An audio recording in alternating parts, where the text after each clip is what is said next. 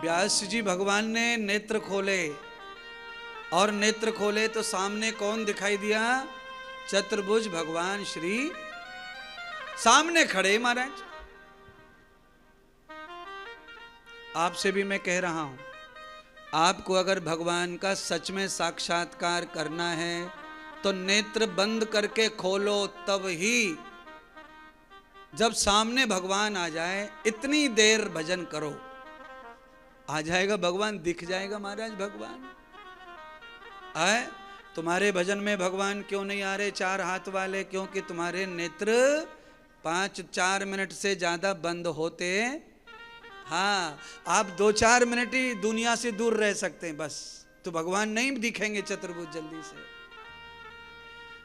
व्यास जी बैठ गए, 6 महीने तक व्यास जी एक आसन पर बैठ गए और मंत्र जाप किया। श्रीमन नारायण पधार गए, दर्शन हुआ। भगवान विष्णु ने कारण पूछा भजन का। व्यास, तुम तो प्रमुख विद्वान हो, तुमने मेरा इतना भजन क्यों किया है? क्या चाहिए? तो भगवान वेद व्यास कहते हैं, परमात्मा सदगुरु नारद ने कहा कि कलयुग की दवाई आपके पास है। कलयुग में जब लोग पारिवारिक संकटों में जूझेंगे, बीमार पड़ेंगे, रिश्ते खत्म हो जाएंगे, बच्चे सुनेंगे नहीं, लोग ताले पे भरोसा करेंगे, साले पे भरोसा करेंगे, भाई से लड़ेंगे, कोर्ट कचहरी करेंगे और साले को कितना भी दे के भूल जाएंगे, तब ये संसार कैसे चलेगा? उद्धार कैसे होगा सबका? महाराज, भाई से कोर्ट कचहरी चल रहा है और साले को दे के करवट भी ना ले रहा, कोई पूछ भी नहीं रहा कि साला देगा कब। और भाई से कोर्ट कचहरी हो रहा है, बांध के पीछे, खेत के बांध के पीछे। ये कलयुग है। और ये कलयुग शुरू कब से हुआ? ये कलयुग तब से शुरू हुआ, तब से पांडवों के साथ कौरवों ने संपत्ति का युद्ध लड़ा, तब से कलयुग लग गया, समाप्त हो गया द्वापर। एक भाई दूसरे भाई की संपत्ति के लिए लड़ाई लड़ेगा, वो कलयुगी है। वहां से कलयुग शुरू हो जाता है। आपके जीवन में, आपके घर में भी अगर भाई में संपत्ति का विवाद है तो इस घर में कलयुग है और है, पूछने की जरूरत ही नहीं है महाराज।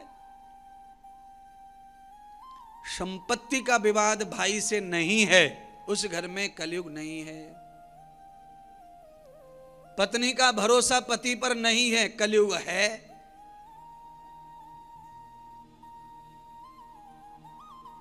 पति के ऊपर भरोसा है तो कलयुग नहीं है। पत्नी को अकेला गांव में छोड़ के तुम बंबई में नौकरी करते हो, निश्चिंत हो, तो कलयुग नहीं है तुम्हारे घर में। और तुम्हें रोज अपनी पत्नी की खबर पड़ोसी से लेनी पड़ती है, तो कलयुग है तुम्हारे घर में। ये निशान चिन्ह बता रहा हूं, कलयुग को कैसे पहचाने।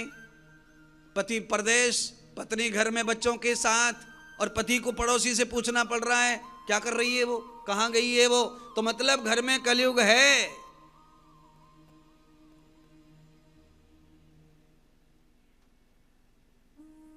इतना विश्वास होना चाहिए कि सचमुच में मेरी पत्नी किसी के साथ में जुड़ी हुई है, और ये मुझे पता है कि ये उससे बात करती है, वो तो भी हम पत्नी पे पूरी श्रद्धा रखते हैं, तो मैं ये कह सकता हूं कि इस घर में कलयुग नहीं है। और वो भी झूठा निकलेगा।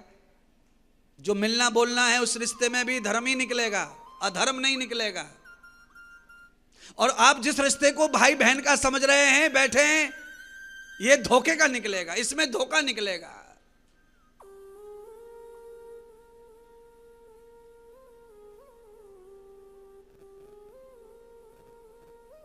क्या बताऊं महाराज,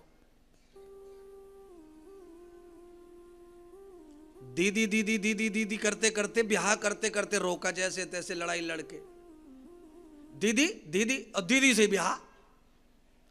ये क्या, ये कलयुग है? या दीदी दीदी बोलेंगे और मन में कुछ और लेके डोलेंगे, ये कलयुग है। बस ये समझना है, इसकी पहचान है कलयुग की।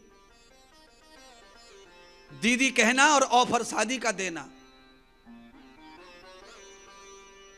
आदमी दीदी कह के ऑफर शादी का देता है तो कितना बड़ा पाप करता है, कितना बड़ा पाप है ये।